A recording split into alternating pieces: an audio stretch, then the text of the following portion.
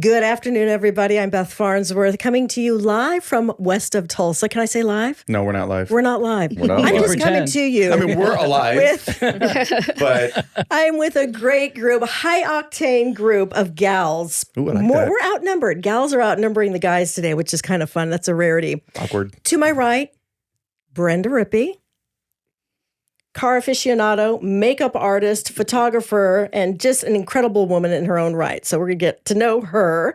My husband sitting next to her, CJ Ward.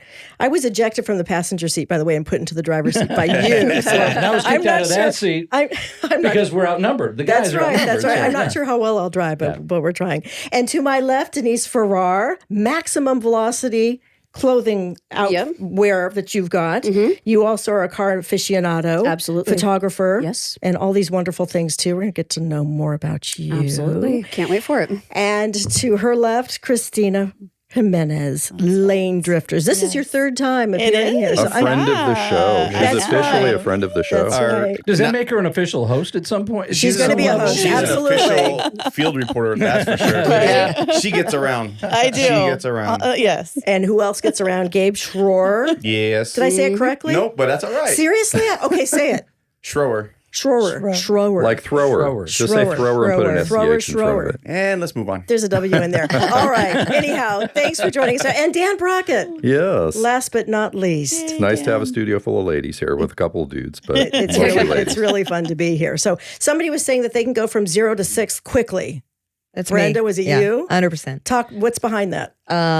If you give me something to do, I'll do it fast and do it furious and get it done and handle it and move on. Wow. And what kind of car is usually involved for you? Porsche. A specific type? Any type. Any type of Porsche? Any. Okay. Even a kind. 914? Oh, well, yeah, sure. I'll drive a 914. 914.6. A 914.6. I don't. Yeah, 914.6s are really nice. Yeah, the 6, the bigger motor. Okay. Yes, absolutely. Anything, it's just Porsche for some reason. I'm German. The car is German. I grew up always wanting to be around Porsches, so I'm obsessed. It's a good answer. I have to tell you something that I learned because I am not a car gal. Excuse me, but Gabe has taught me, my husband CJ, Dan, and I've learned from all of our guests. It's Por-sha. It is Por-sha. Because it's a name, right? It's somebody's name. I was actually Ferdinand waiting for Por-sha. Yeah, I Denise know. to correct her. I'm always getting corrected. I'm Yes. sorry. No, that's okay. It's a reminder because I have to remind myself as well. Por-sha. That's right. Okay. Good thing Helm's not here because he would have been like, technically it's Yeah. Porsche because it's the Yes, last he name. would have. And I don't say anything anymore Yeah. because so many people. It's I know. almost split. Yeah. It is. I Yeah. agree. Yes. Okay. Yes. I usually correct people mostly, but I was like, I'll just wait for it and see if somebody Yeah. else. Do it. Yeah, I'm trying to Hey. be polite, and at least in the beginning, right? We'll I'm see the how everything newbie. develops. Bring it. I can take 0 to 60. Denise, how about you? 0 to 6. Oh well, so my project car is my 2012 my 2000 Ford Focus that I've had for almost 12 years, and I've built 3 engines for that, 2 high compression engines with full Cosworth goodies. I did a standalone ECU a couple years ago, so that is my car. When I want to go and have a fun time, that's the car that I drive. You don't think of a Ford Focus as being fast and having a lot of stuff behind it. No, but it's the lightweightness of the car, that power to weight ratio, and it's a high compression, naturally aspirated engine. So she only puts down about 200 wheel, but it's the lightness of the car, and then the shorter ratio, she puts down that power really quickly. So, I mean, you don't need a lot of power to have fun with the car. You lost me at naturally aspirated. What does that mean? So turbochargers, superchargers, that's forced induction. You're forcing more air into the engine for more combustible boom, boom power. Boom, boom. Yeah, boom, boom. Everybody likes those I like boom, boom purrs. power. And you Yeah, work yeah. on it yourself? Yes, I became certified in engine rebuilding and machining back in around 2017. Wow. Yeah. What so- got you into this? Well, I actually grew up loving cars, so I loved playing Hot Wheels, and I loved playing Need for Speed 2 and Need for Speed Underground when I was a kid. And that eventually grew into wanting to tinker on my own cars because when I was in college, I couldn't afford to take my car into the shop to get repairs done. I was a broke college kid with a part-time job, right? And so from there, it went from doing basic maintenance to helping my friends with maintenance and wanting to put on some little power adders. And then once the full bolt-ons came on, I just became so interested in what makes a car tick. And the feeling of appreciation when you turn that key and know that you're the one that made that repair. You're the reason why that car is on the road. And when my first engine blew, it lasted 33,000 miles, and I was driving home from Oklahoma. I was 100 miles from home, and my engine blew. I knew it was going, and I was hoping I could baby it to the end. But no, alas, she got me all the way to Victorville from Oklahoma. Wow. Oh, That's so pretty close. incredible. Yes. So close. Yes, and it was like right 100 miles at the mark. And the tow truck driver said if it was any more, it would have been way more money for you to get that car. Wow. Yeah. Okay. So at that point, I felt like it was, I owed it to the car to bring her back. Yeah. And I worked with, I used to work at Coastline Motorsport over in Woodland Hills. And because I had worked there, I was able to use the shop to help bring my car back to life. I was living with a family. I didn't have my own garage. I didn't have a place that I could work on the car. So I was really upset at first until I realized, like my boss said, yep, just put it on up as long as we could roll the car around the shop. Take care of what you need to. So I had a engine stand inside my office, and during my breaks, and maybe sometimes not when I was on break, I would tinker on the engine. And eventually we rolled it out, and we got the engine back inside the that engine bay, and the transmission stayed in there with the axles in the whole time. So getting that to pair up with it being a front wheel drive, so it's sitting side by side with the transmission, right? There's not a lot of space to get that hooked back up. But we were able to do that, did the whole break-in process. That was back in 2018, and that engine is still in the car today. That's incredible. Good. You know, it may sound silly to say, but cars kind of have a soul. Like they want to work well for you. Yes. Thus going so far with it, and then how it fell apart. But combustible engine cars have a soul. Yeah, that's true. My Tesla has no soul. That's very true. It's That's the very toaster true. oven. There we go. I'll add if you don't mind, I'll add one last note. This car was very important to me because I was born with cystic fibrosis, and that car was my escape from everything I was dealing with in life. Even family issues, just basic relationship drama, all that. My car was always there, never let me down. Every drive that I wanted, I could go on, and I could just feel free for a bit. I feel like that's until kind of Victorville. Until Victorville. Well, she's back on the road, so that's okay. I feel like that's kind of a common thread among women for sure, and probably men as well, that your car is your best friend. Absolutely. It's your therapist. You can listen to whatever you want, music-wise, whatever, talk, whatever. I mean, it is your oasis. It is your safe zone. It's your home on wheels. It's also your nemesis, too. So, it can be. Right? Absolutely. It can be, And depending. that's the unique thing, I think, because what you're saying is, it's for guys and girls, by the way. It's not just girls. But that whole thing, I could be pissed off at my car and wanting to roll it off of a cliff at the same time, like, this is my pride and joy. I would never do anything to hurt you. Right. At the same exact time. It's such an odd feeling, and I think only car people can understand that. Totally too. And Christina, you know this well. Just a quick background on lane drifters, and that is really a phenomenal skill sport. What's behind your love of that? And you are so wonderful at bringing people together with their love of cars. She absolutely is. And the destination, the journeys. Yeah. I just have, right now I'm just still really in love with my 240 because it was like practically my first car, went away, bought it back, and now I get to enjoy it again. So that right now is what I'm having the most fun with, and going to car shows. And I'm not tracking that car because I promised the owner I would not hurt it. My big thing is just getting more women together and comfortable and enjoying life and enjoying cars. And it's been epic. The last few years have been great. I met Denise. I had Denise on my podcast. Okay. Yeah. That's how I kind of met. We met, and then we just clicked. She's my best friend. So she does a lot of the Toys for Tots type of stuff. And so Motor for Toys. This will be my 8th year this year working with Motor for Toys, and Motor for Toys is a great organization. I think that this year will be the 21st anniversary of Motor for Toys, and it's a huge toy drive that happens. It's run by Dustin Troyan in partnership with dealerships and everything to collect as many toys as possible to donate or have law enforcement donate to lower income neighborhoods. Is this during the holidays only, or is it year round? They do collection all year round, but the major car show happens the first Sunday in December every single year, and it is an event you definitely don't want to miss. And where's the hub for all of this? It's going to be at Pierce College. It's been there for quite a few years now, but it's same weekend, same place every year. It's the Supercar Sunday. Yep, Supercar Sunday. Northridge, is that correct? What is that? That's Woodland Hills, isn't it? Woodland Hills, Yeah, Woodland Hills. Yeah.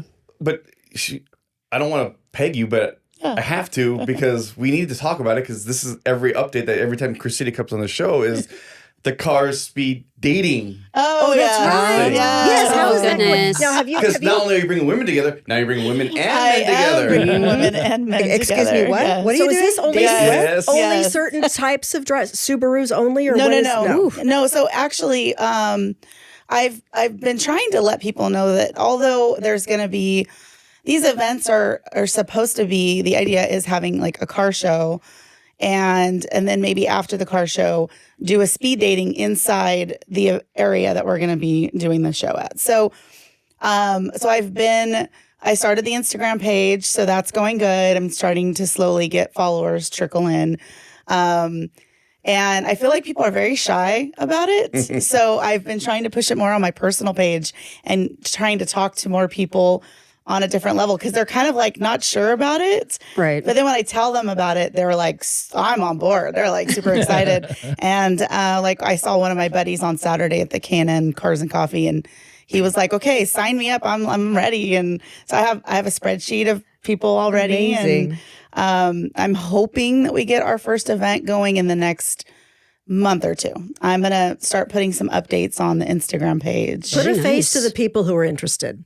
Yeah. Oh boy. Well, it's actually quite a big range. I have some of I'll say so far, I've had more interest from guys, which is funny because I just kind of like, I'm around a lot of girls all the time doing events. So now it's like the guys are really interested. So I've been working a lot with guys on the back end of things, and it's a little strange, but I would say I'm getting people in their 20s and 50s, and and it's mostly like everybody seems to be into cars, but everybody always says that the person doesn't have to be into cars. So like the guy is like, well, she can be into cars. It's an advantage or a plus, but not necessary. So I'm trying to also let people know that this is an event for everyone. You don't have to be into cars. I want it to be open to everyone. But I feel like most people who I know or are friends of friends have some sort of connection to cars. They like cars. They may not know a lot about cars, but they like them. They like driving them. And so I think it's going to be good. I think it's going to be a fun little... It's going to be fun to watch all the single people. It is going to be. I love that. Mingling. And single is the key word too, Yes. right? Yeah. I'm there. Well, so, yes. I would hope so. So this is one of the challenges so far is that a lot of people like the idea of dating, but I have to be honest with them and I have to be like, okay, look, if you're going to be serious about this, I only want people who are serious. If you are just a person that wants to hook up, that's fine. But this is not about just hooking up. Right. This is finding relationships, lasting relationships, somebody you can spend your life with.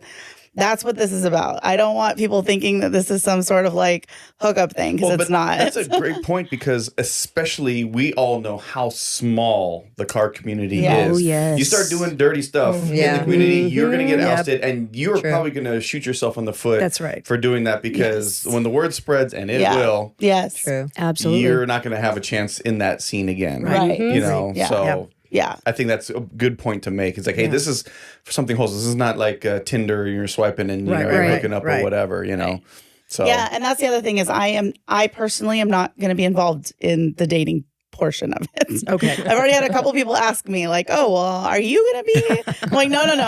That's very flattering, but no. I'm just running the thing. I'm not, especially because with this whole thing, I know a lot of information about people now. And so, and it's all private, but because you have certain questions you have to ask to try and get the right people matched up. You have to vet. And I, now that I kind of like know a little bit of information about people, I want no part of that. So In other words, you know too much. Yeah.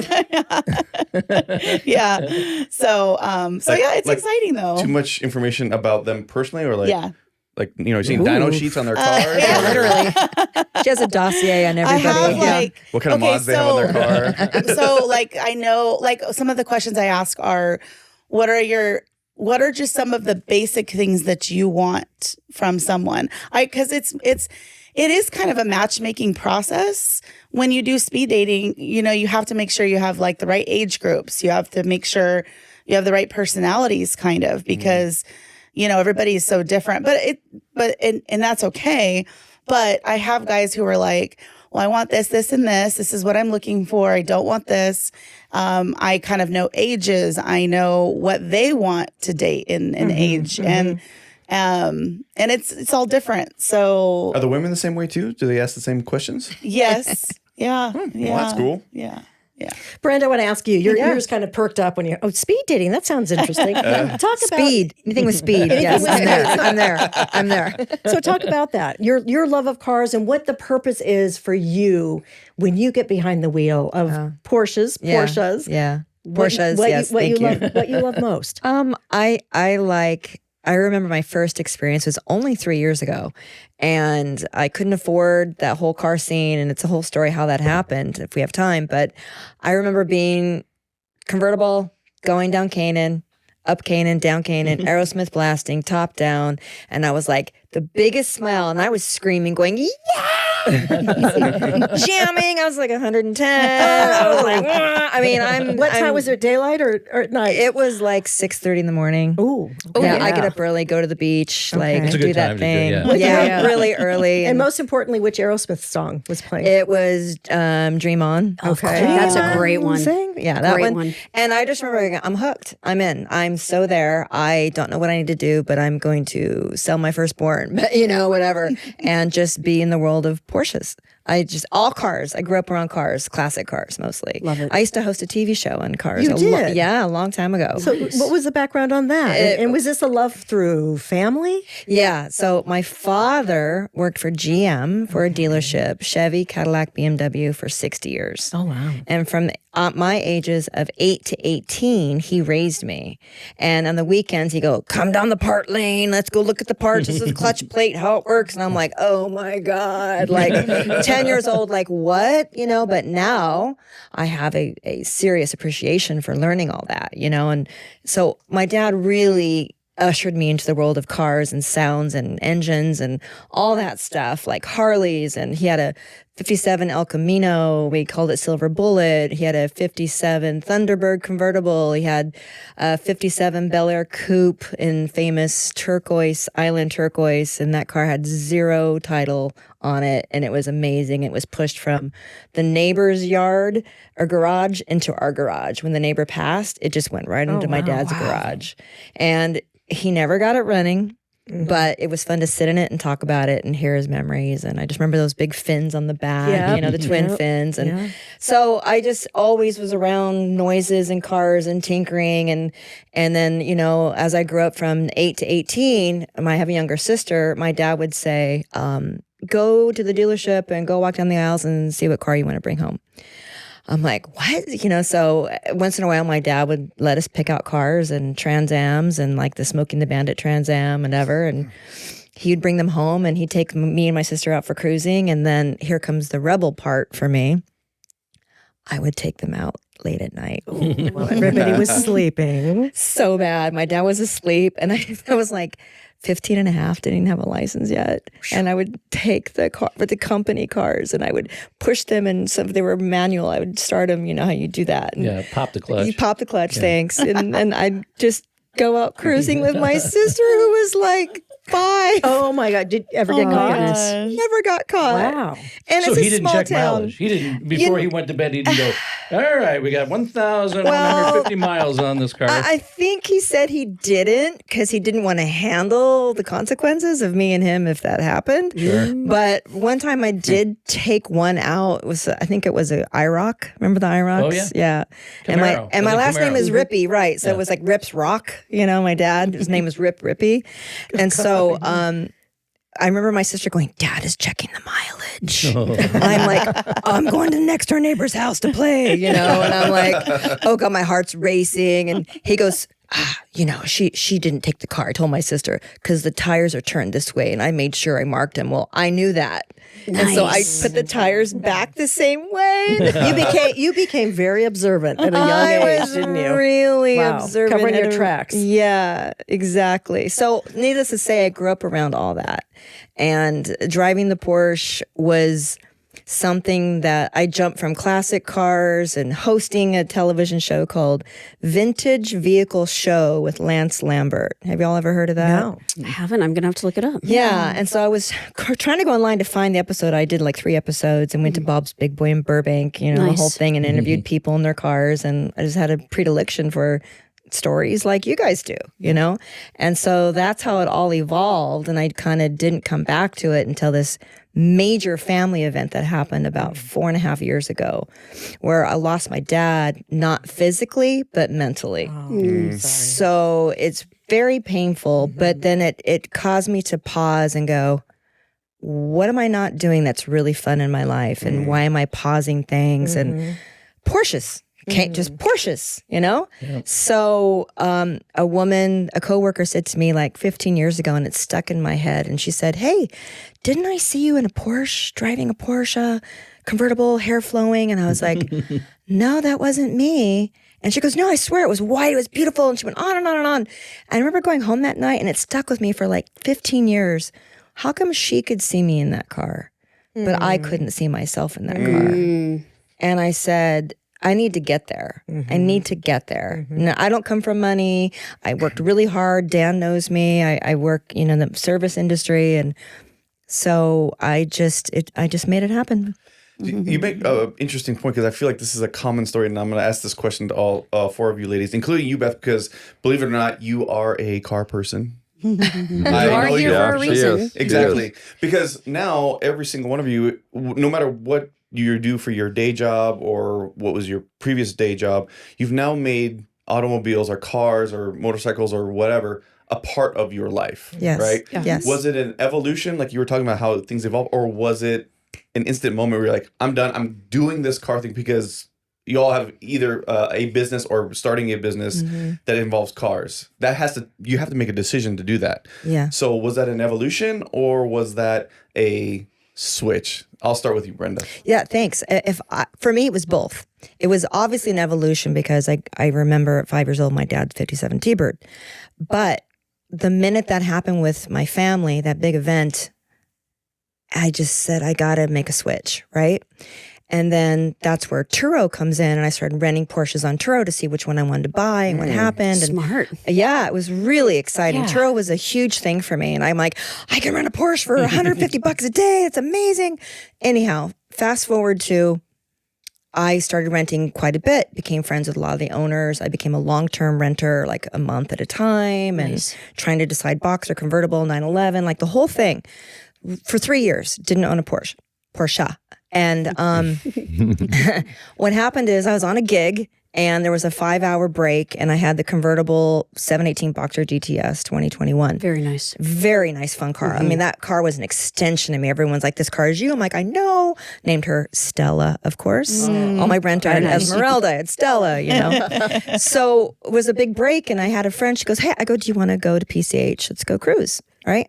So, you know that term, going racing in Mexico? You guys know that term? So No, I don't know what you're talking about. I at all. have no idea. Yeah. So a couple guys are in a Porsche. We pull a red light, and he's egging me on, and I'm like, I'm not doing it. It's on Olympic Boulevard in Mexico, and we did it, and I won. And the guy was like, "What?" I didn't, he didn't think I'd go for it, and I did, and it was really fun. And then we came back, and then she went and told the producers, who I had no idea, and she was all excited, had the best time. So I love sharing the love, right? Right. And then this is when it flipped for me, is that I got approached by the producers who I didn't knew worked for Motor Trend at the time, and Hoonigans and Top Gear. I didn't know they were in the car business. We'd never discussed this. But because I brought the Porsche to the job and had fun and sharing the wealth, they approached me about developing a car show. Nice. So now I'm trying to still incorporate what I'm doing for my income to maintain my hobbies, and then trying to make that into a job where I can earn money from it, because it's so freaking fun and contagious. When you as can we blend that all together, Yes. what more do you need in life, right? This is exactly what I'm saying. it's true. So I'm currently in development for a really cool show idea that we're pitching, and we're making the sizzle reel, and we're shooting. We all work full time, right? As you guys know. Oh, yeah, we know. So you, when you're sleeping, you're trying to figure out how you're going to do this, but it's a slow progress. But so that made the switch. Was, someone said, "Hey, I heard you know how to drive." Okay, cool. So I've been taking lessons and at Por-sha Experience Center and stuff like that. Nice. So. How about you, Denise? That's awesome. Oh, well, so I guess I would relate a lot to you as both. I grew up loving cars. And once I actually started working on cars and feeling that appreciation for feeling the improvement of the car after you fix something, that was it felt like a drug almost. And once I had gotten my first job as a lube tech and then eventually a service advisor at Jiffy Lube, that was my very first job, very first automotive job, I should say. And it literally made me second guess getting a college degree, even though I was in my last semester. Oh, wow. Wow. And like, you just finish the last semester, that's it, and you're done. And but I knew like automotive was my future, 100%. So I ended up continuing on my automotive career. I've been working in automotive for almost 10 years now, going through and working at a Big O Tires, an independent shop, body and restoration shop, automotive customization with Coastline Motorsport, that Jiffy Lube, of course. And I had developed a wealth of knowledge not only working on several cars, but understanding the different types of services that are done to cars, how those service drives work. And then I went into the automotive software space for transitioning these service drives from using pen and paper inspections to digital forms that get communicated to you through your phone or through email. Great. No easy feat. Yeah, exactly. And being able to see what's going on with your car as opposed to listening to somebody on the phone, not knowing if they're being 100% honest, which I very much am against the stereotype, because I was always the person who enjoyed educating somebody and helping them understand their vehicles more. So that way, when something did come up, they had the confidence to know what to do. That was something that I was very, very close to me. You're empowering so many people by sharing that information. Yeah, exactly. Huge. Yes, that was always my goal, because I've been there where when I bought my Kona, my 2000 Ford Focus, I didn't even know how to change oil when I bought that thing. I learned everything I know about cars pretty much because of that car. And I wanted to share that appreciation and how easy it is for me to kind of like dial back the type of descriptions on what's going on with the car from all the mechanic speak to something that I could tell your grandmother and she would understand. That was always my goal. That's awesome. So I'm still working in automotive today in a software space for dealerships right now. So I actually go on site and travel and work with service managers, service advisors, technicians on adopting that digital type program. And we're trying to work with academic institutions to get that type of program into their curriculum, because there's a lot of online classes now. But what about automotive? What can we do to help prepare the technicians for the type of technology that they're going to be experiencing when they go work in the field? So that's where. So that's was where the I'm at now. switch Victorville? Was that the switch? Was Victorville the switch? The switch for me. Obviously, it was evolution love for you. it. Yeah. but- So the switch for me was before that. It was probably once I. The switch for me was actually when I was a part of a car club right out of getting out of high school. I was the only girl. And you can only imagine the type of Drama. That would happen when you have a group of young guys with one girl and the amount of rumors and BS that would come from that. Sure. So they had come to my work. I remember I was working at Hollister, a part-time job. Goodness gracious, a long time ago. And they had actually taken a razor blade and taken off my sticker from my windshield, my club sticker, and they came into my work and they said, "We're kicking you out." And that was my motivation of like, I don't need them. Why the hell do I need them? Sure. I'm going to go ahead and work on my own car. And I ended up doing so, and they ended up becoming more, I guess you could say they were a little bit jealous because I got coilovers. I started doing all these modifications, and they hadn't even gotten to that point yet of doing that. Yeah. So they became envious, and I loved that. And that just drove me more. Oh, let me work on stuff for my mom's car so she doesn't have to pay for maintenance. Oh, let me help out my friend who doesn't understand cars. And that's where it kind of built up to being an advisor at Jiffy Lube and then loving that automotive education type space. Yeah. Yeah. And then, by the way, that happens because I was in the car clubs, 2 or 3 of them, and it was the same thing for The even with drama, Jessica guys. it's Especially crazy. if you're like independent and driven, Yeah. it's very intimidating and threatening to the guys that are not. Interesting. You know, so I actually have a very similar story as yours. You know, not where they peeled out the sticker, but where I had to get talked to. I'm like, what the hell? Yeah, What? why? You get talked to? Yeah. Yeah. About what? Exactly. Unnecessary drama. I'm like, am I in trouble? What is Dude, Yeah. it's a club. Exactly. So when actually, Rules. when What I rules? Yeah, and especially in racing too, because everything is about winning, right? Yeah. So you get in the club thinking that if I'm with the club, we'll be fast together, but then you start competing with your own guys, and they start getting butthurt or Oh, whatever, and you're just gosh. like, I'm out of here. And that's what got me to start my first race shop back in a long time ago. You know, so I mean, I could totally relate to that. So, And I think that happens in a lot of industries, to Absolutely. be perfectly Yeah. honest. When you're so Absolutely. passionate and you are just kind of ramping up Yeah. faster than other people notice Yeah. and don't always how about you, like. Christina? Yeah, I've been around cars like a lot of my life. So I would say it's probably both because I've been around cars a lot. I mean, I think I had mentioned when I went to your show at the History Museum. Oh, the Hot Rod Legends. Yes, Yeah. it was so nostalgic for me because my grandpa and my uncle used to do the Bonneville Salt Flat races. So hearing their stories was just epic. So I've kind of been around all that stuff, but I never really came into my own until my divorce, to be honest with you, because Is that the switch? that was the switch.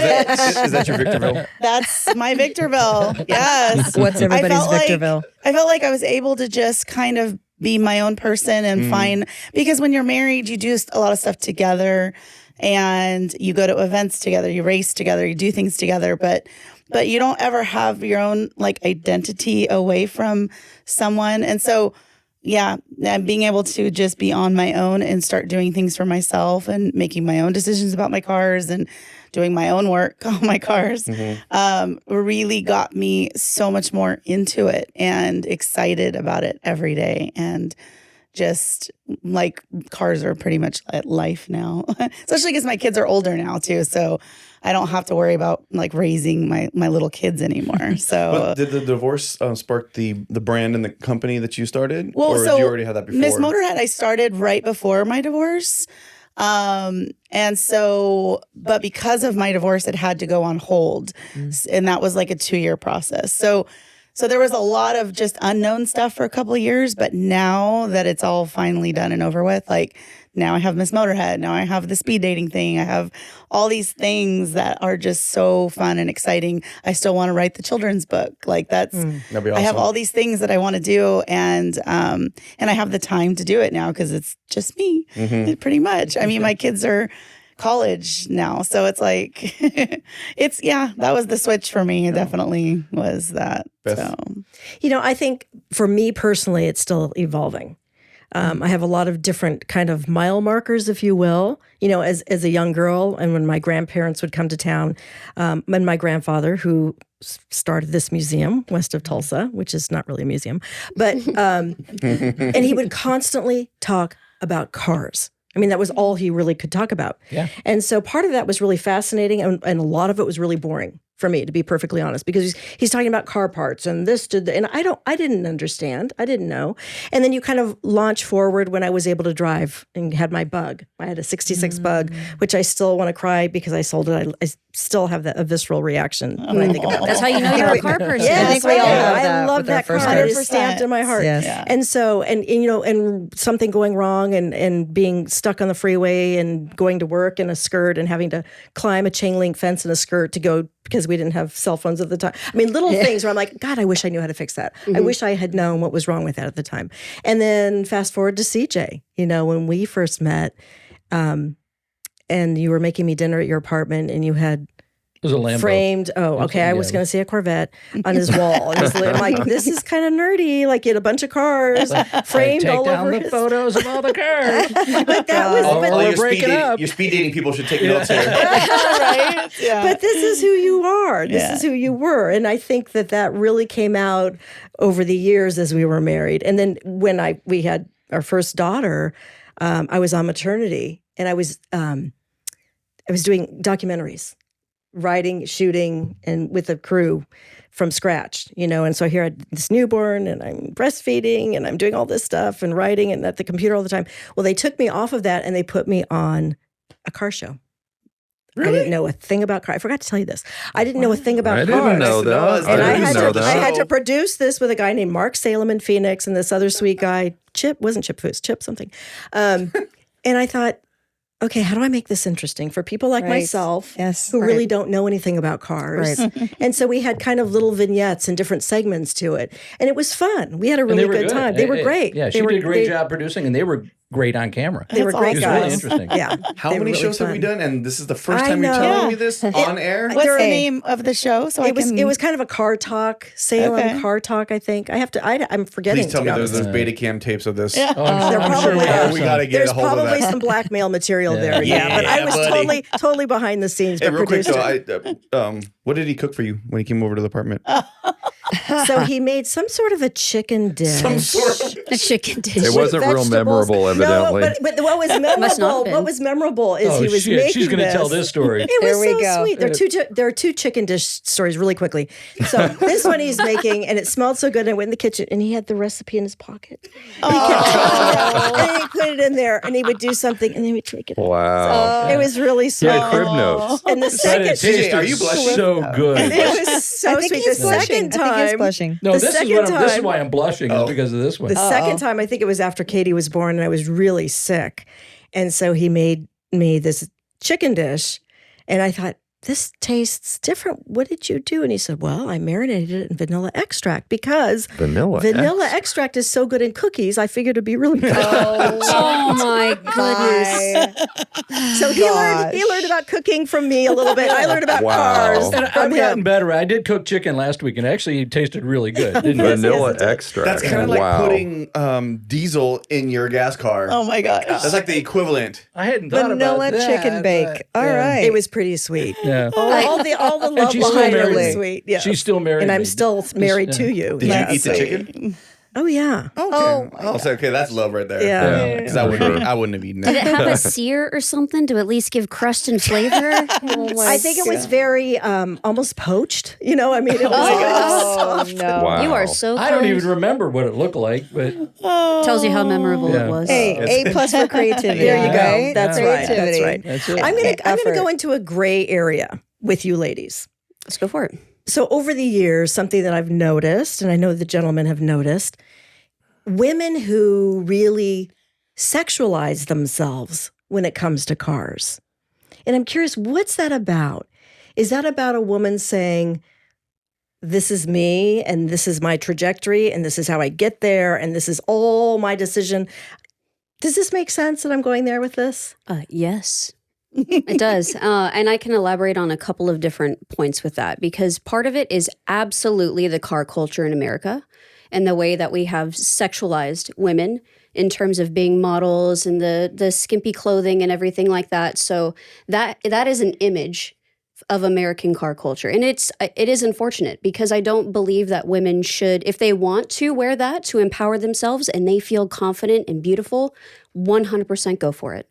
And that's where the difference lies with me is, yes, and I don't believe that everybody should do this. And sometimes it's subconscious where that's what you want to do to try to get to the next level or to put yourself out there more. And you don't have to do that. You don't, unless you really feel like this is who I am and I don't mind showing the world the body I have and it gives me the self-confidence. That's that dividing line for me. And I really, because I do also model. I started modeling back in 2011. And I've worked with a wide variety of photographers and everything. It's not about what you wear. It's about the confidence that you radiate. 100%. Yes. And how beautiful and comfortable and confident you are in your skin. It's true because I've told her when she's done photo shoots with cars, she's wearing these beautiful outfits. Because you're gorgeous.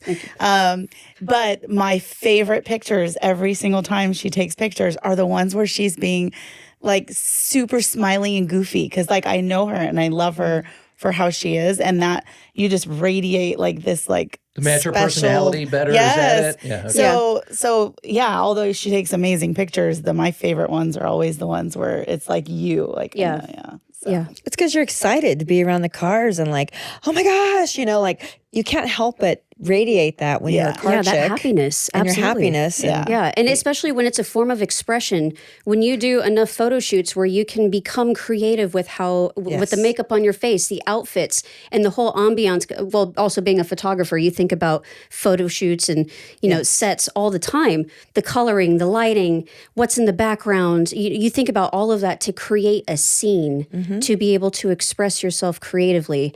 And that's just another form of creativity, is being able to model and pose with certain subjects and with that outfit of choice. We're telling a story.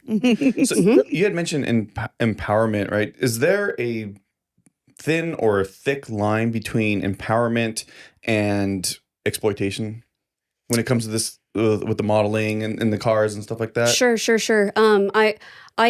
I'm not going to be somebody that says I am against people who have OnlyFans. Because there are some people that rely on that 100% for their income.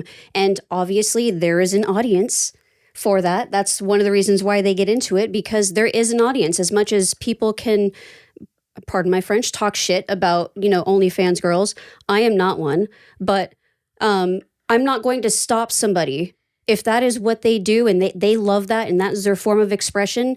100%, like, go for it. But I think it's more of a thicker line on the mentality, the subconscious mentality of how you are handling all of that. Is it you wanting to just get yourself out there because you feel like that's what you need to feel like you're worth something?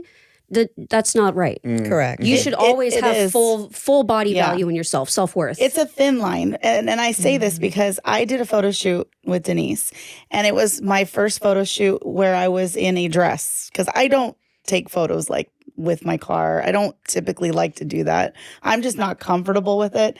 Some people are, some people aren't. But she did a photo shoot for me, and she made me feel so comfortable in my own skin. And so I was just being my own goofy self. And the pictures came out amazing because I was just being goofy and silly. You were also gorgeous. Gorgeous. Hello. But it took Some of me those photos. a long time to post them because I didn't want to portray something. I didn't want people, because I do worry about what people think about me. And I don't want people to think like, oh, she's trying to do this or she's trying to. But eventually I got to a place where I was like, you know what? I just don't care. I know how I felt in the moment, and that's all that matters. So I posted my photos, and she's an amazing photographer. What kind of reaction did you get once you posted them? Really Was good it- was it reaction, relaxed? actually. Okay. It was really good. It was. It's always classy. Yeah. Always it go for the was- classy It was shots. good. I had a lot of people were like, how come you don't post more photos like that? And I'm like, I just don't. I'm not completely comfortable with it, but I do once in a while, and it's okay. I mean, there's girls who are and there's girls who aren't, and I'm just kind of in the middle somewhere. And does standing next to a car, a beautiful car, make you feel more beautiful and more confident?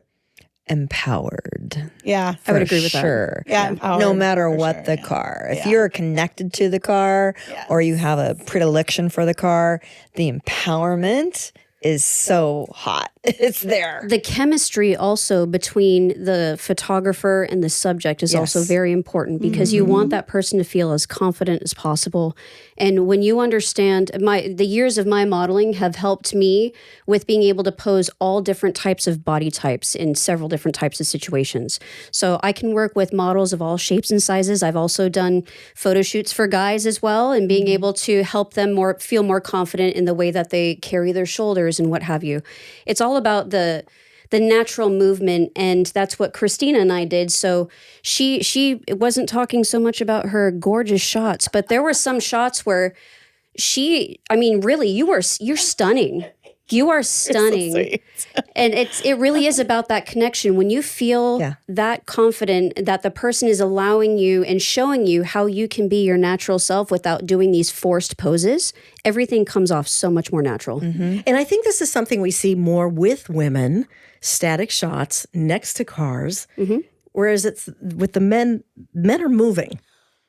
Yes, you don't really see men as much posing next to a car. I don't want to see a dude next to a car. Well, so, one thing that did come up, and this is somewhat related to that, is when I was winning, when we have a big car show, for instance, I have this car show I usually would do every year called Subi Fest. It has like 7,000 people.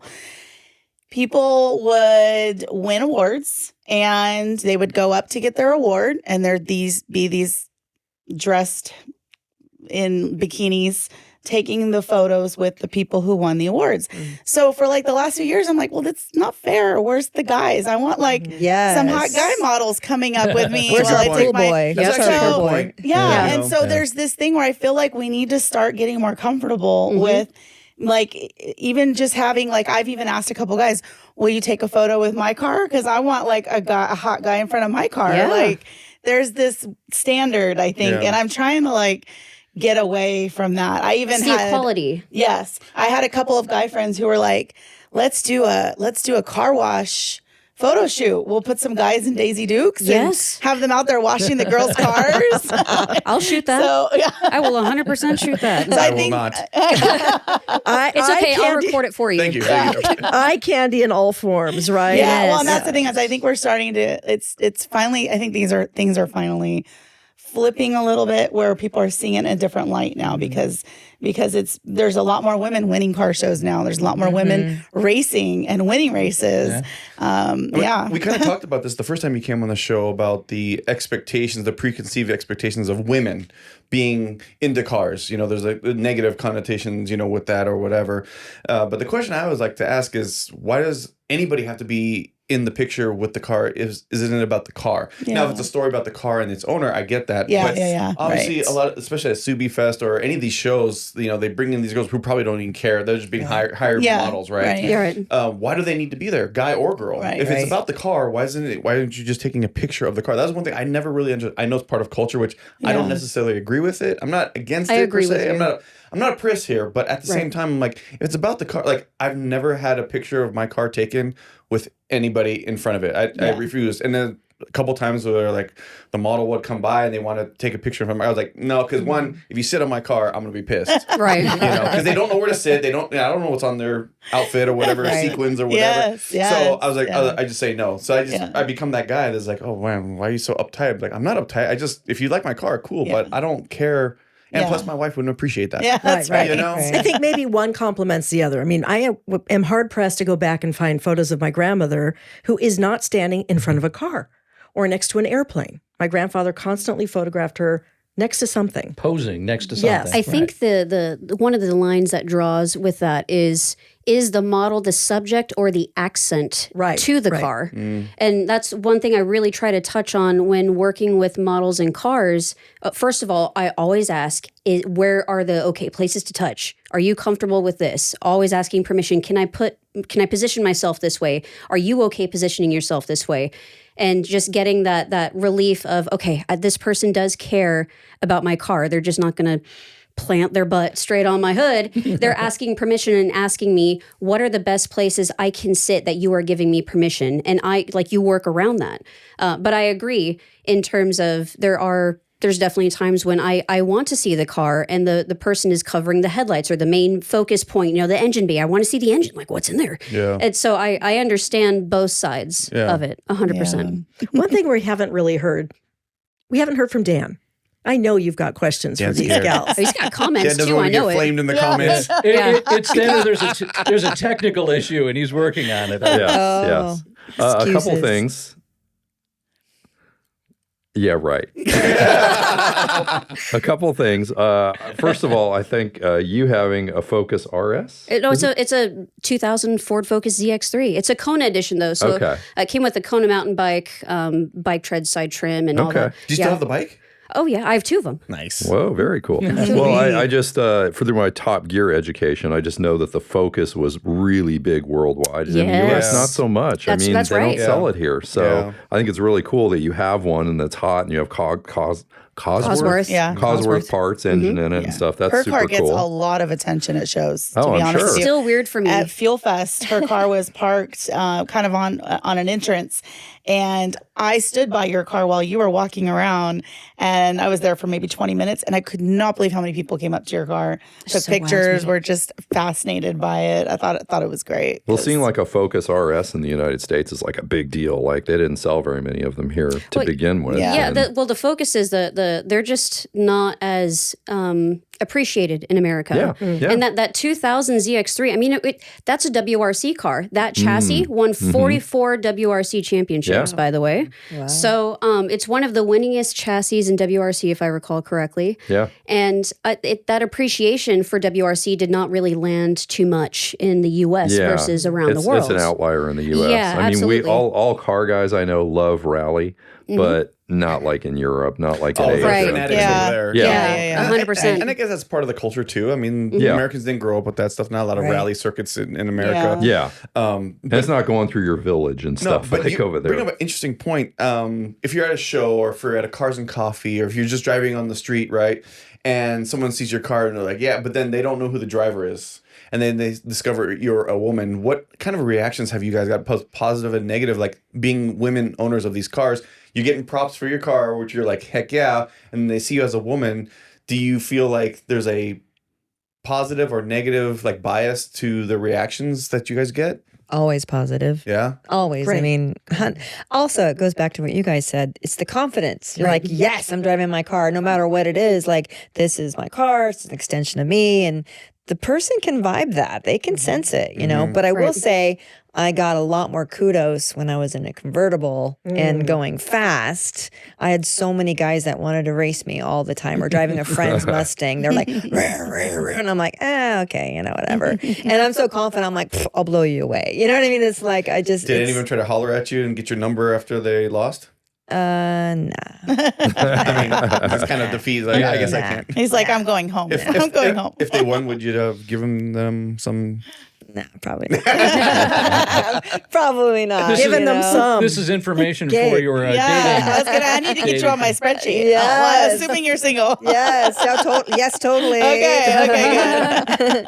But then, too, like I did the same thing. Like I'll see guys in cars and I'll be like, dude, your car's amazing. Like, tell me about it. And they're like, oh, you get it. And I can talk a little bit of language, not like you two, but I'm like, when I saw 240ZX, which was my very first car, saw 240ZX and this kid had it in Malibu, and I'm like, you got some racing seats in there, and you got that. What are you doing in here? And then we met up, and then I sent you a video of it, and we raced, and he blew me away, and I was like, dude, and I was like, that was sick, and he just like. It was so cool. And then we went up to Canyon together and parted our ways. And now we're friends on Insta. So, Nice. And that's what it's about. The people you meet. It Yes. really is Yes. incredible. Have you been to Yes. the Good Vibes Breakfast Club? No, You need to do that because there's a lot of Porsche I was gonna say Porsche drivers up enthusiasts there. Yeah. And Melissa, you need to meet Melissa. Oh, yes, 'cause- please, yes. Yeah. Oh God, 3 Her and gingers in Melissa one would hit room. it Her off. and Melissa. Oh, yes. God, another ginger. Yes, I love another it. ginger, and she's amazing too. All my ginger friends are awesome. My goodness, Yeah. spicy. I'm currently in the market I want a second car, but I don't know if I want to get a track car or if I want to get a convertible. Like I'm just all over the place. I'm everywhere. I'm at bring a trailer. I'm like, Yeah. oh, I'm like, You're look at the a auctions. true car girl. Yep. Because I'm all over the place. I want this, I want that, and then tomorrow it's going to be something different. And I mean, have y'all ever written down, like, if if God came down and said, how many cars do you want? What cars do you want? Have you ever made the list Manifest. of like what Yeah. cars? Have y'all ever done not that? in writing. That's a long list. It's in my head. Right. Yes. Yeah. Right. Yeah. I always said, like, I would need a Yeah. 17-car garage. Yeah. Yes. Give me a warehouse with a van. little loft on top. That's Yeah. all I need. A Totally. warehouse with a loft. Exactly. That's I it. think that's what I like Exactly. about Beth, because I noticed that Beth, she talks about certain cars like your VW or that you missed, And my grandmother's and your car. grandmother's car. The Corvair. But, yeah. Corvairs. but when Beth likes something, she makes it very clear it's that, at least for that moment, right? And when we went to the Death Valley wagon tour, she saw a beautiful green W123 wagon that was, I mean, it was a good choice. It was my favorite one of the day. And she was like, that's the one I want. Yeah, yeah. You know? And Beth she's was like, gaga I for can that see myself wagon. in Good one of these. taste. And I just want somebody to let me drive one or Yeah. whatever. And I was just like, that to me solidified that you are a car person. I knew you were before, but that really. And I am, and I know what I like. I really, really do. Which- And I'll be perfectly honest, maybe I'm not at a place in my life where I can really have what exactly I want because we have other priorities in life. That's right. But I have a lot of Yes, things that I yes. want and that That's I right. have, and I love New I love- microwave? Yeah. Oh, Need to is wash that and what you dry meant? it? Oh, I don't I know. love the Corvair. I love driving CJ's Porsche. It's beautiful. It feels So like a kid. fun. And I drove the van. I know your wife would never do this. I drove our Honda Odyssey down today with the back seats missing because we just moved our daughter into an apartment. And I'm like, this is not fun to drive. It really isn't. You can get a 1970s one with the bubble in the back and Scooby Doo. yeah. I'm down for that. And now your daughter likes to drive. I too. know. I met her for the first Yes. time, And that- she is awesome, just like you guys. Thank It's you. That's so cute. sweet of you. Yeah, she loves her Subaru. It's really, and that was my grandfather's. He bought that when he was in his 90s. Wow. Can you believe it? Yeah. Yeah, The BRZ. BRZ. Yeah, Yeah. that's awesome. BRZ. I was telling her about when the next track day is. But what's funny is the next track day, which is this weekend, is actually Big Willow. So I don't advise her doing Big Willow for the first time as a first time track. Her track car is run. actually in the shop because somebody backed yes. into her door. Okay. which Oh, is- no. But there is a track day. I think it's in August, and it's a night track day, which will be good because it's so hot right now anyway. yeah, So right. so it'd be cool. I say nighttime, it's afternoon. So she can get some afternoon runs, and then if she feels comfortable, she could run on the track at night, which is the coolest thing ever. So is this open to the public? Yeah. And this is at Willow, you're saying? This is at Willow Springs. It's Streets of Willow, which is the smaller track. And this one is put on by Extreme Speed, and it's a Subi Jam. It's a Subi Jam one. So You there's do a lot have of to- Subarus there. You do have to register in advance, and Yes. they give you a tech sheet to fill out and everything. So But if she can't get in for it, I can just bring her with me as my guest, and that's she'll be really fine. great. ride-alongs are cool. nice Okay. too. Yeah, she can do Right it. along. Yes, Hey, absolutely. where are the drag strips? I like drag yeah, racing. that's what I grew up that's my doing. is Drag passion. racing. Yes, Brenda. I love drag racing. I'm like, You're my give me favorite. that quarter mile. I just Yeah. want to go So- as fast as I can, as hard as I Straight can. and fast. Even okay. though- Okay. Yes. Even though they're dying, especially in the state, Why? well, it's California. Yeah. Number one. Well, They it's hate not cars. even California it's not even hates just cars. California. Do I- There's Yeah. tracks No. closing all over Do, the do I place. have to have a talk with Gavin Newsom when he Yes. comes on our show? Yes. actually. Because I Oh, talk yeah. about Yes. cars with Yes. him all the time. Yes. So yes, absolutely. Do it. But we still have some really good ones left. Famoso in Bakersfield. Yep. Irwindale, which is the 8th mile. Yes. Yeah, I was gonna say that too. Fontana, R.I.P. That went down this year. Yeah. It went down this year. Yeah. Yeah, They it's tore down closed. They the closed it. track, Yeah. the drag strip. Come yeah. on. Yeah, so we've it's got unfortunate. Irwindale and Famoso in Bakersfield. And Pomona. And Pomona. Yeah. But Yeah. Pomona doesn't open itself up like the other tracks do. Yeah. But Famosa does. bang for so buck, Famoso is the one to go Yeah. to. Yeah. Really? In my opinion. One, because Yeah. it's a very nice track. It's in the middle of nowhere. And you get a ton of fast cars. And shout out to Red List Group because they do an amazing event. Anybody can show up and race in their event.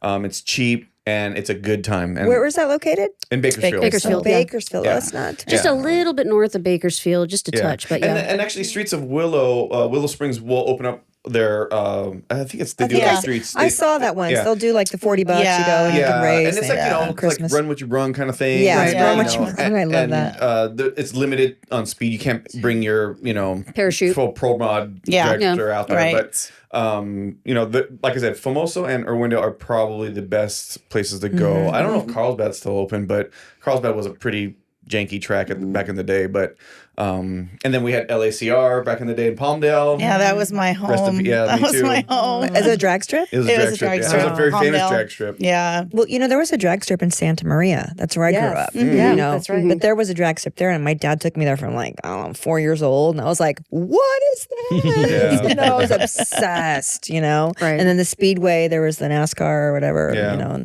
But the drag strip, man, that's where it's at Yeah. for me. So yeah, and you're right, Denise. Across the country, drag strips are closing because developers are moving in, or it's not cost effective to run drag strip. But Really? Maybe I'm hoping- liability insurance. It's could be- liability. Insurance I was is going to what's say selling it. insurance. Yeah. is- Yeah. That'd be a big part of it. Insurance and then the noise complaints from the people Oh, who sure. are Oh. surprised Yeah. when they move next to Right. a racetrack Yeah. and there's volume that happens every so often. That's been there for decades, Yeah, by the way. literally, yeah. It's like moving to yes. LAX and go, why are the planes so loud? Oh I'm my like, Yeah. God, kidding. I don't know if you guys saw that. There was a big article in the LA Times a couple weeks ago that Willow's like history. Like No, Yeah, it's not that it's history. So the family has Yeah. had they had it up on the market for about a year prior to them making it more public. But Yeah. because it's been in the family and it is so historic to the state, Yeah. they are trying really hard to find the right person who's going to preserve what Willow Yeah. Springs Yes, is. I did Emma- read that in the Yeah. article, but Emma's I'm in for the cynical, so running I was for just that kind of one. like, Is it already but- a historic landmark or no?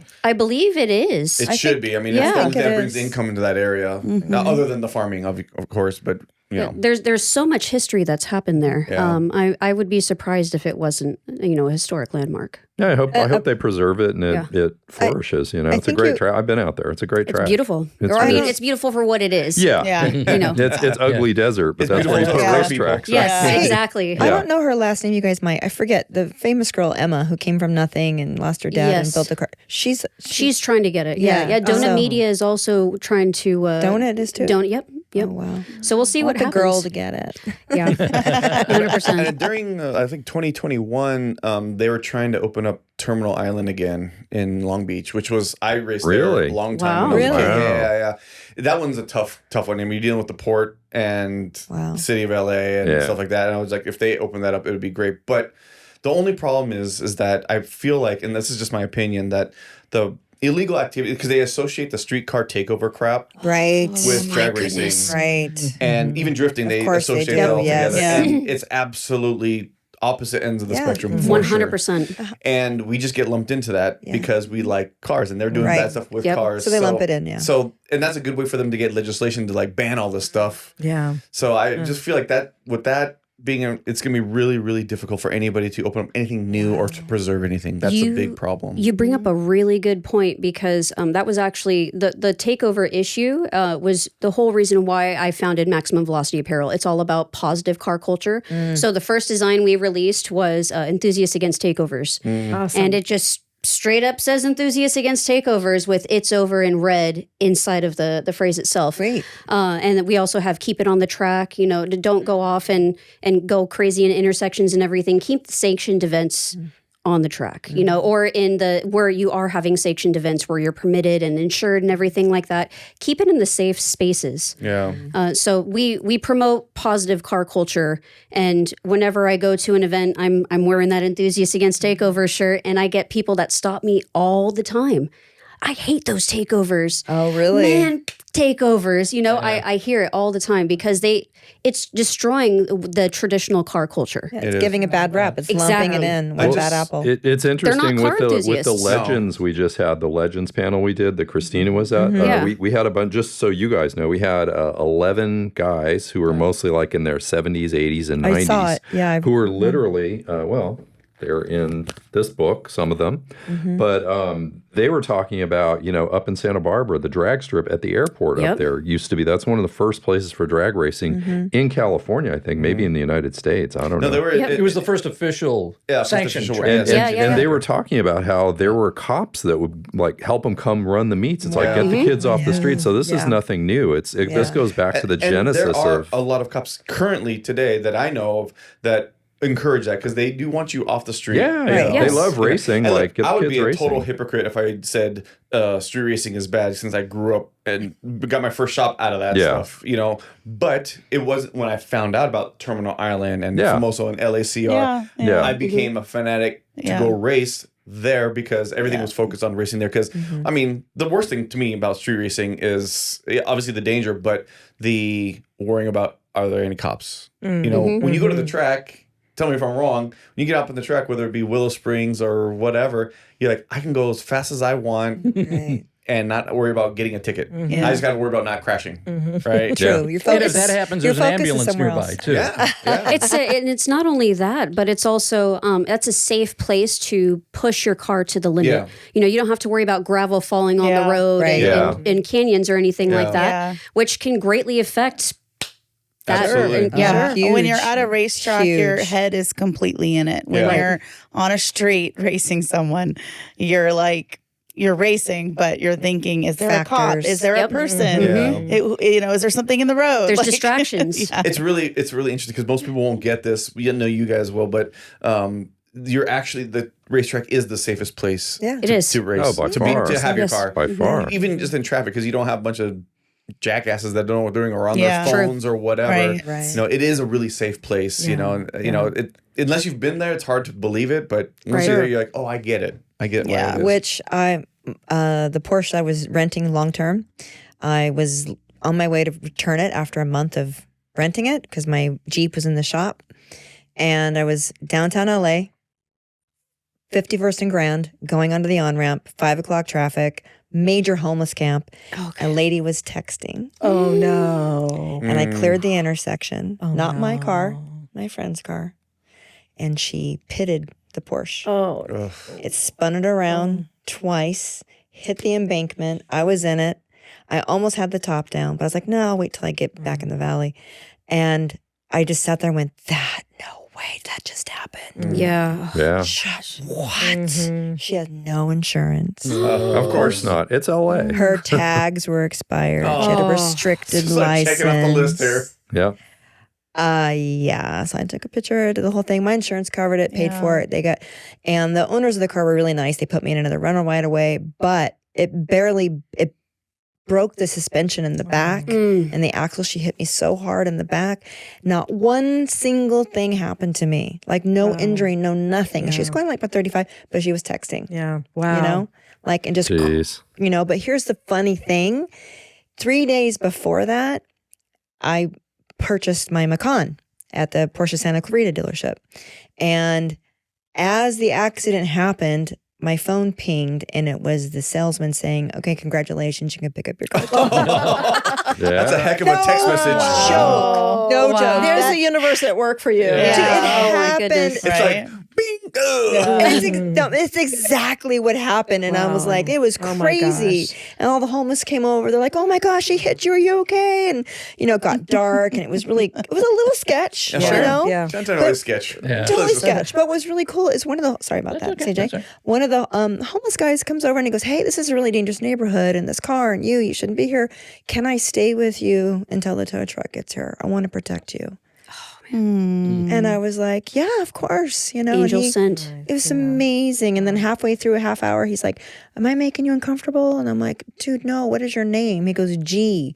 And I put my hand out, give me your hand. And he reached in the car and I shook his hand and I go oh, G. And he goes, no, like God. And I go, okay. I said, you're my God protecting my car. And he goes, I am. And he walked around my car, was praying over my car. And nice. I had my little, angel there until the tow truck got there, but But like you said, distracted, boom. Yeah. And I was on my way to return the car. Oh, Wow. that's too bad. Oh my god. And I miss that car so much. I'd be driving that today. Yeah. Wow. Yeah. You know, Yeah, this- race trucks are where it's at. Yeah. It's full circle. This is what I'm that's saying. exactly- Yes. Yeah, I have to right, say, our yeah. daughters were both dinged in recent months, and in each instance, the drivers did not have insurance. So this is a topic for ridiculous. another show. Yeah, we could do Yeah. a whole There's show. a I mean, it's correlation amazing to how being many- uninsured and not responsible. Yeah, Yeah, it's yeah, amazing I how many think people are driving out there and don't have insurance. And I went online recently and I was like, what are the penalties? Like, you can get your license revoked. She was, she was already restricted. So, and you can go to jail. Yeah. Yeah. On the one of the Eat Sleep Race podcasts, a recent one, Vic from Induction Performance was on there, and he was saying he owns Bradenton Motorsports Park in Florida, which is an amazing track, and he said something about how social media has kind of ruined all of that what we're talking about, how it has affected, because now everybody is clout chasing, recording everything. I mean, back when we were racing at LA County Raceway, we didn't tell anybody how much horsepower we had. We didn't pop hoods. That was the whole thing. You're not, because you're trying to win the race. And that's, It's like yeah. secret. Yeah. So now everything is like, oh, how much horsepower your car has? I was like, I would never tell you in a million years how much horsepower it has. And it doesn't matter. Yeah. So now, if you think about it, if the social media has affected, especially the streetcar takeover, because if they didn't post that stuff on social media, it wouldn't be popular. Because that's what everybody's doing. They're clout chasing. That's all they're doing. Right. There's no competition there, Right. right? Or to make funny memes out of it or whatever, you know. Yeah. So I'm just wondering, do you think that the social media aspect of this is really affecting the future of motorsports in general? Do you think that's would be the case? It's also we also need it also to be able to tell those stories similar to the way that you guys are wanting to tell stories in formats that other generations are willing to accept. And that's the battle that you have to fight is at what point do we say, like, no, this is enough, the car community's done? There's no way we're done, because we love watching car shows. We love interacting with real people in the community who are all about uplifting the community in the right way. I think real car people, they could show up and not even have their phones. Like, I we would. agree. Sometimes I would most rather even put my phone away. Yeah. I want to hear the And stories. absorb and Yes. engage, and I don't need to share. Yeah. I just want to Right. hang out. This happens every time Christina comes to the Ventura Cars and Coffee, which I help run, and I'm supposed to, maybe take some pictures, maybe share on the social. And I've done nothing for 3 hours except for talk to Christina and all our friends. Yes, at- that's all we do. No, is so talk. I can best. totally agree. Yes. Confirm what I you're always saying. say I'm Yes. gonna walk around and get photos of all the cool cars, and never then do. I get maybe one or two, and then I'm like, darn, I'm like, I only got like, what the heck? I'm like, Yeah. oh yeah, I was talking to Gabe for 2 hours. Yeah. Designate someone to be like a designated driver. That's You're right. the designated shooter. Yeah, Right. you do need to have that. Well, the good thing about when you go to a car event like Ventura Cars and Coffee is there's always photographers there. Who could be there? Yeah. I wonder. As a matter of Yeah. fact, that to me is the reason why the page or the event has grown, is because I stopped taking pictures because of the hate I was getting for not taking pictures of cars or not being there. When everybody started taking pictures, photographers or whoever, and they would tag the page, I would always that's my thing, is if you're there and you tag the account, we'll always repost it, because you're doing us a favor. Yes. And if we can help you grow your account too, cool. And we're just sharing what's happening at the event, instead of it being like, oh, my car was featured. I'm like, dude, featured, it's not a magazine. I'm just Yeah. trying to let people know that we meet here and If you want to be featured, come on west of Tulsa. There you go. There you go. CJ. which is a good plug for Boom. The plug for the... She's looking at me. it's okay, it's The her first plug time. for It's the- her first time. Well, Tipline. So we're talking That's about... it. Well, I was going to throw all that to you. I just want to ask one more question before we wrap up. Okay. Okay. Brenda Rippey. Yes. And Denise Farrar. And Yes. Christina Jimenez. Quickly. Your advice to a young teenager who's 15 and a half, holding her permit, and she's going to start driving. She's going to start driving. Quickly, what's your advice to her? I would have to ask a million questions. Probably, you want to race? You want to like Or just your wheels of wisdom, if I will. Your car culture, kind of a mantra to share with somebody at that age who's getting behind the wheel for the first time. Like, don't text and drive. I would be like this. Embrace the unknown. Become best friends with the unknown, where this will take you. Ask questions. I'm Always ask questions. I'm always like, and the unknown is your best friend, because if you don't resist the unknown, you'll be able to go wherever the doors open. And I would say, and this is something that I tell my friends all the time, don't be afraid to research something.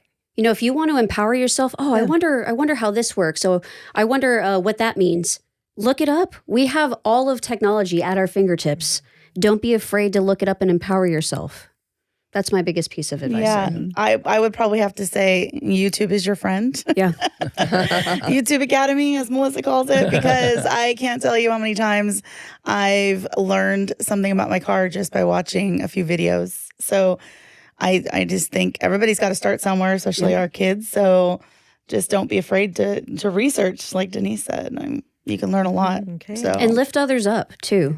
You know, everybody started somewhere. I was at a point in my life where I didn't even know how to do an oil change. And there's people who ask questions.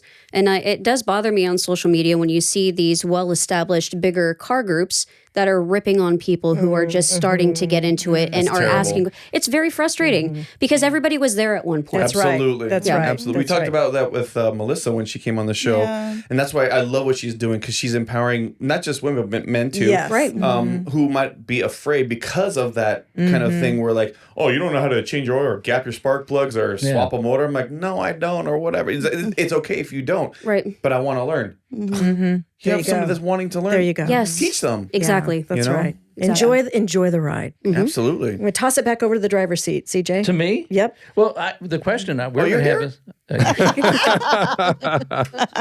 So that's the abuse you take when you're not the husband. Now I know. Now you know what it's like to be us. Like when I'm man. sitting on the edge of the world over here. Yeah. No, so the tip line, right? We were talking about having people contact us at the tip Yes. line. But is it still the tip line? Have we decided? Have Until we we come up with a good name for it. Well, let's ask the ladies. What is the Yeah. tip line? See, okay, this is a perfect There we go. segue for There we What go. is the tip line? CJ, you want to So explain? the tip line is if you have a great story and you want to appear on the show or just be on the show, tell your story, reach out to us. Or have your story shared. Have your story You know, shared. some people might not be able to come on the show. Yeah. Go to the westofTulsa.com and click on the tip line page, fill it out and send it in. And people have done that. We actually We've had a guy had from people on the show. Oregon Yeah. and As New much as we- Hampshire and As much as we Yeah. promote it, people are not really using it. We have some people using it. Okay. We still And it get- works. Yeah, and it works. And but we were thinking on our last show, maybe we should call it something else because the tip line might be a little bit misleading. Yeah, I would. What you just said, I'm like, that doesn't sound like a tip line. yeah. to me. So we've been talking about changing it to. I think the best one so far, Dan, you came up with it. Storyline. Storyline. Storyline. I was just Storyline. going to say storyline is yeah. where it's at. So that's Great what minds made think it. alike, Brent. Share your story. Yes, like that. Dan. Storyline. So for We welcome any suggestions. absolutely. Yeah. You know, But for so. today's purposes, since we've all agreed that storyline is better than tip line, Yeah, I like that. contact us on our storyline. Or a tip line. You could say tip line. Give us a tip on what you want to hear. That's kind. We've kind of talked about Yeah, that. like- too. If you have a a topic to discuss, like give us a tip for your topic. I mean, and I don't then- care what we call it as long as people use it. I mean, we can call it like CJ's secret chest. Something for it to be like, just type something. Something. Yeah. Because here's the thing: at the end of the day, we're working on something right now where people can share their stories and keep it forever, and it'll live. I wouldn't call it like a Facebook or anything like that, but it's a way to capture your story with your car. On our tool that we're creating right now. And this is the tip line's part of it because if we don't hear your story, we're never going to be able to tell it. And we've heard it many, many times. I think even when Denise first reached out a few months ago about wanting, throwing her, I think you said, I threw my hat in the ring. Hat in the ring. I could tell that, you were telling your story, but we weren't sure, if this is something that we would be interested in. I was like, no, we're interested in it. Everybody's story is interesting. If it's interesting to you, it's got to be interesting to somebody else. 100%. And there's so many people in so many different walks of life and in parts of their life related to cars that guaranteed. And every time Dan and I think that, this story's lame, it's like the best story ever. Yeah, we don't know anything. So we don't even say that Yes. anymore. It's like we want to hear every story. Yeah. So I throw have it a out. tip line suggestion. I would like to watch you guys get interviewed. I want to know more about you guys. We've done I shows don't that think are that kind of counts like because that. you have to go to the website and fill out the form. I don't really know. I know you, but we literally just met. I don't know a lot about Gabe and Helm. I don't know a lot about Well, no, Helm. because he never and- shows up. Helm is And- And mysterious. Dan Very and Dan mysterious. and Beth. I feel like I think eventually you guys are going to need to do a show where you guys are getting interviewed. You're probably going to have to break it up into like 2 or 3. Thank you, Christina, because I think it'd be cool if you read each other's bios. thank you. Read each other's bios. Gabe This has is been saying that. public proof that I'm right. Yes. Because Yeah. forever, every single you, Beth, and Helm, of course, because he's the worst. I think you paid Christina $10 to say that. I'll Venmo you later. No, is that we tell these stories about people, and everybody compliments us on the show how it's interesting and you have interesting topics that you cover, but they don't really know a lot about us. And full disclosure, I'm not even supposed to be on the show. I'm supposed to be behind I'm not Dan. either. I'm not either, by the way. And I'm supposed to be behind CJ. Neither was Beth. She's just I'm not supposed to be either. I'm along for the ride. We're actually all not here. We're asleep. Somebody's supposed to This be is on the AI show. talking right now. Totally. Somebody's supposed to be on the show. I licensed my voice. Just like everybody else that we bring on the show, we find out so much more about their personality, and we're like, wow, that's so cool. We learned something we didn't know about this person, also related to cars. So no, I would agree with you, Christina. I personally don't like talking about myself. I don't like myself. Well, on nobody camera. really does, I think. But, But no, you might be onto something. Someone might need to interview us. Yeah. Maybe it'll be you. yeah, I'm down. No, I'm down. I think it's so cool if you read his bio, and because you're like, I didn't know that about you. Like you'll find stuff like like Yeah. Yeah. and that person doesn't have to say, Yeah. well, I did this and I'm from this, and Well, takes the pressure off. I'd like to Yeah. read anybody's bio except for his. I don't even want to, and I won't tell you the truth. So, but you've got a show coming up. Yeah. You've got a podcast that you're reviving. And I'm sure you've got like 10 different things that you could be doing. I always have something So going maybe on. we're gonna put this back onto you guys. Like you invite us to come onto your show, and we will Yeah. absolutely do that, or your podcast, Yeah. or whatever. And I just want to say too, on that note, driving here, I thought, wow, this is my first time sharing and talking about cars with other people in a shared environment, and that raised my vibration, my joy, my excitement. That's I was awesome. like, Yeah. oh my God, this is so freaking fun. Right. Like I'm Yeah. on fire for this 24/7. And you're not even standing next to a car. Yeah. I know, but Yeah. just Yeah, No, we like need to get minds. together more. We need to like go do some girl totally. stuff. Because I'm just like, your other friends and your job. but Yeah. I want excitement. Yeah, right. I Yeah. want passion. I'm glad you said that Yeah. because that's the reason why we're here. I mean, Yes. we don't make any money on this show, at least not yet, or whatever. It does have a large expense to it, and it's a lot of work. Lot of work that we all were kind of expecting, but not. And we still do it to this day. And every time we do a show, we're like, wow, that was good. That was fun. And it is fun. Yeah. We get to talk about cars for an hour and a half or whatever and share could be with the 3 rest hours, of the world. really. And the fact, no, seriously, it can be. Totally. And this whole time, we're a little insecure about it. We're like, I don't know, is anybody gonna like this? But people do. We have people all over the world, which is they message us Right. and tell us how much they enjoy the stories. I'm like, oh, that's so cool. So we would like to have this conversation with as many people as humanly possible, and hopefully we hope to expand the show a little bit. I too. know tons of you guys know Martina Kwan. Martina Kwan, you need to have Martina Kwan. She's badass. Martina Kwan. She has her own racing school at Willow Springs. Ooh. Wow. There you go. Female. What is it called? Do you know the name of the racing school? DK Racing School. Oh, yes. Oh yeah. Yeah. Martina- Yep, Martina I know. Kwan. Yep. Yeah. Her Okay. story is amazing. I have yet to meet her, but I want to take her precision driving and stuff. But she is just a force, Yeah. and I've yet to meet her, but she's someone that would be amazing on the show. Hey, There you go. Beth, would you be down to do driving instruction on the track? Could you be down for that? I know your daughter would. Yeah, you mean for me to be in? I'll give instructions to No, somebody. no. You drive. no. You drive. No, you drive. Yeah. Yes. All right. And the At minivan, some too. point. Awesome. In the In the minivan. minivan. Yes. Oh, I'll put the boy. seats back in and CJ's go. Porsche. And CJ's Porsche. Exactly. I love You it. can put- she looks great in the Porsche. by Yes, the way. I do. I look. bet. I The look only thing great. that makes that Porsche look better is when That's Beth right. is on. Oh yeah. All That's right. So yeah, you can Do you take have it a on the brother, track. CJ? Yeah. He's married. I said brother. He's married. His brother's married. And he's in Ohio. She needs so to. it's She needs to get on the speed dating. And he makes poor car decisions. He does. Sorry, Greg. Yeah, he's heard that, I'm sure. Ladies, thank you so Thank much you. for taking Thanks. time It's to an be honor. here having today. us. This is awesome. You all have great stories, and, Yeah. It and was we so will nice hear to meet you. more. Yeah, I I'm so can't excited. wait. I can't wait to connect and hang out. And We don't talk need to be here cars. again. Yeah. We'll see them together on the track. Yeah. Yes. Yeah. We're like, who is that over there? Oh yeah, Gabe and CJ. Yeah, okay. Watch this. Don't forget about us. Don't forget about I hope us. that was a gear change. You tell me. She knows guys. She knows guys. She's around a lot of guys. She knows guys. Yes, I can take it and dish it. So look out. CJ, you have to sign us off. I do. Yes. No, Beth, you I'm do not in it. charge anymore. Oh, you do it, Do Beth. it, do Come it on, your Beth. way. We'll see you next time. The west of Tulsa. That's what I would say. Perfect. Okay. No, you have all these and then That's Gabe it. has to chime in. You say, and it's our YouTube Right? channel. YouTube channel. There you go. I'll see you in reverse. That's where I'm going. Oh, I'm going in that's reverse. awesome. I like that.